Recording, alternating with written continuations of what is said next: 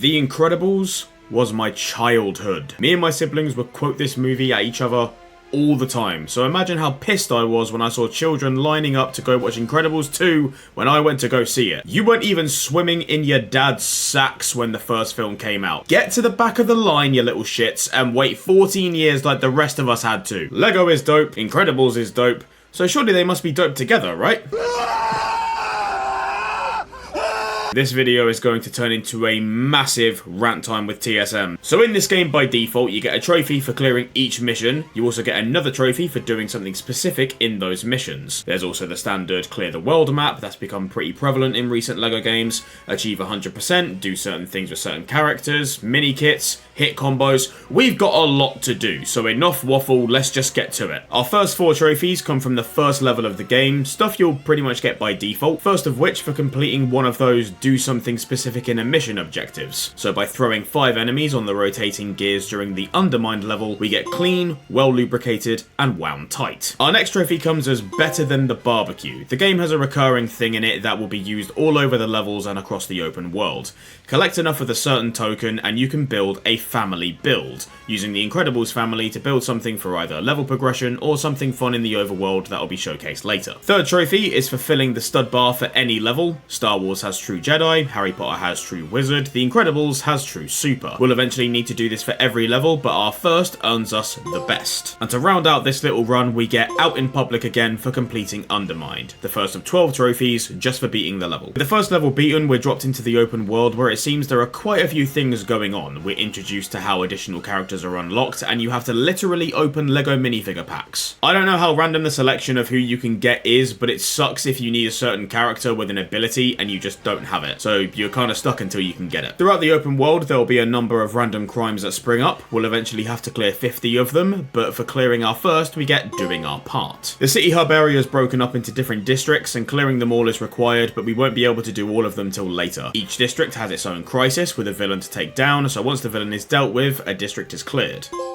At this point, there was nothing major I could do left in the open world, and I wanted a flying character before zooming about all over for all the collectibles. So I guess it's back to the story. In the first section of Hovertrain Hijinks, we get to ride the Elasticycle on an on-the-rails section where we can grab collectibles and studs. Performing a wheelie for 10 seconds gets us really good time, and finishing the level for trouble on the tracks. Next is Helicopter Havoc for clearing Chapter 3, a Slice of the Action for clearing Chapter 4, Party House for Chapter 5, and a Momentous Occasion for Chapter 6. Now more of the worlds opened up. I did a little clean up now with some miscellaneous stuff thrown in. So first was a close second for finishing a race with Dash and achieving silver, a nod to the end of the first Incredibles movie. Oh, I'd love to climb that MILF. Fam, pause. Right, this will be a good point to explain how the red bricks work in this game. Unlike finding them out in the open world like with LEGO Harry Potter, instead we get them here through special family builds. These builds are unlocked by clearing a district and relate to another franchise from Pixar where, upon completion, we get a special red pack and a red brick to unlock by completing a relatively simple puzzle. The red packs contain a special Pixar character, and we don't even have to pay for the red bricks once unlocked. So by building our first one and getting the red brick, we get a natural advantage, and by using one of the scummiest women to walk the earth from one of these special packs to complete an underwater race, we get Just Keep Swimming. The next trophy I got comes from hitting a 75 hit combo. This was a trophy I was a little concerned about because the combat in this game can be a bit weird, and the combat doesn't supply nearly enough enemies to reach that kind of counter. Luckily, the Bon Voyage fight keeps throwing guys at you, and Dash's super attack is pretty OP for this.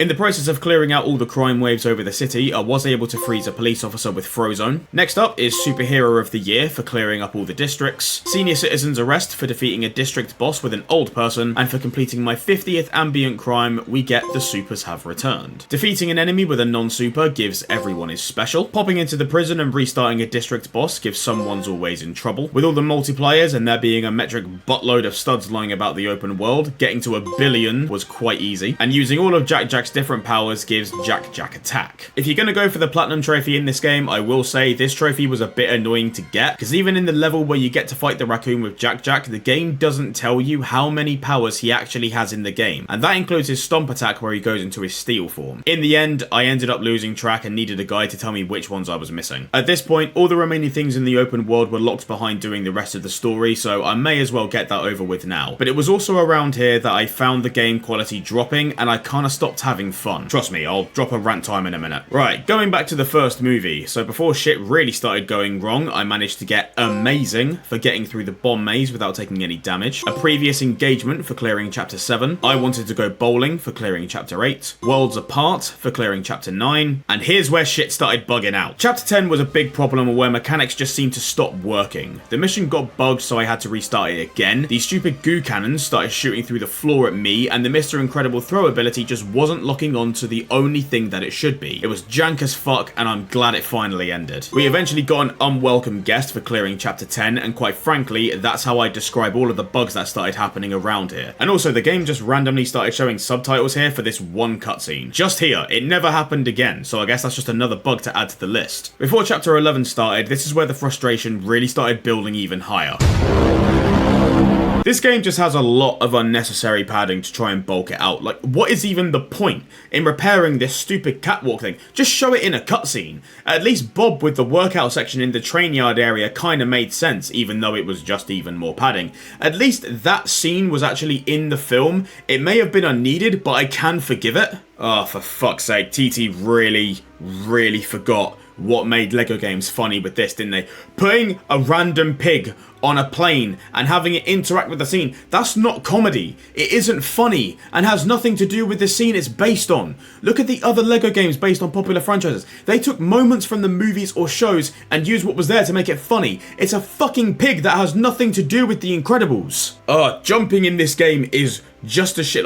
Look at this. Look at this. I'm jumping onto the tightrope walk thing. Just lock and stay there. You stupid game. Fuck this game. Please let it end. The end of chapter 11 also has really poor level design. It gives you no indication that you can use the Mrs. Incredible boat transformation here, so I didn't know you had to do that, and I just had to try and jump my way through the waterfall. This whole running segment as well, you do nothing.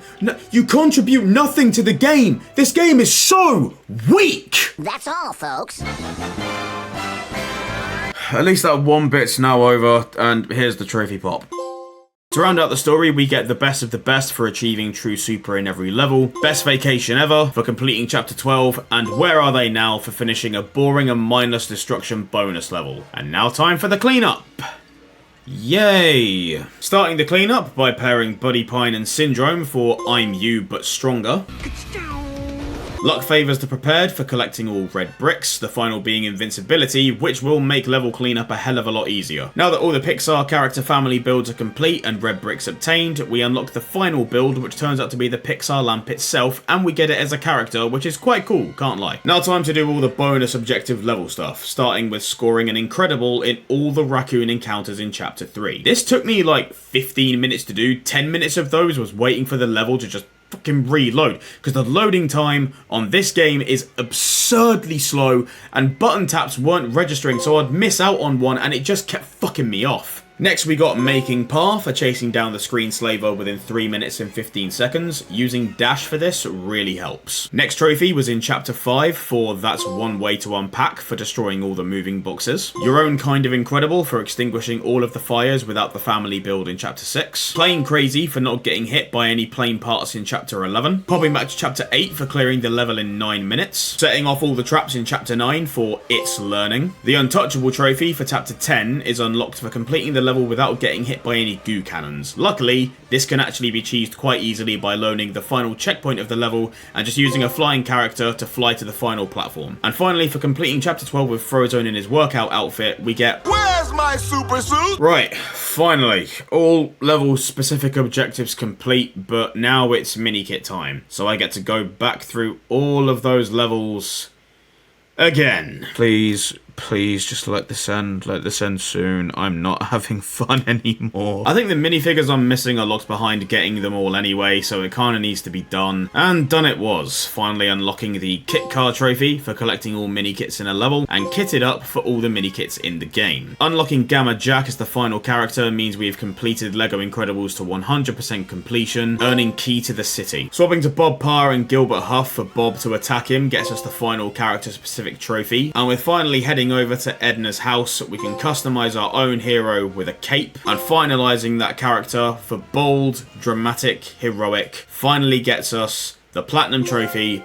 for the worst LEGO game I have ever played. So, to summarise, the game sucks ass. Mechanics are shit, AI's dumb, missions are boring, the open world's bland, reset and loading times are stupidly long, a spinning Lego mini city on every loading screen combined with the game's chosen colour palette just makes me feel sick after a while. Level select is not intuitive, like how is a minifigure head with a plus sign meant to indicate levels? And this game has just such needless and boring filler. The total time to the platinum for me was I think about 18 hours, but it felt like fucking eons. You could have cut so much crap from this game and it would have made for a tighter and better executed game. Cheaper as well. 50 quid for this game is robbery. I managed to get this for like 95% off or something because it was on a PSN sale, so I'm not really at much of a loss, but please, if you're gonna buy this game, wait for a big sale to get this game's price way down. The fact that TT Games took what is one of the most beloved Pixar franchises ever to exist and created such a shit game out of it is borderline impressive. I am so happy that it's over now, because it means I just no longer have to play this game. It can be retired to my PSN account just to gather dust. Its platinum trophy relegated to the ravages of time, crushed by the weight of future platinum trophies from games that are far more superior. Now give me a remaster of Rise of the Underminer, because that game was the shit.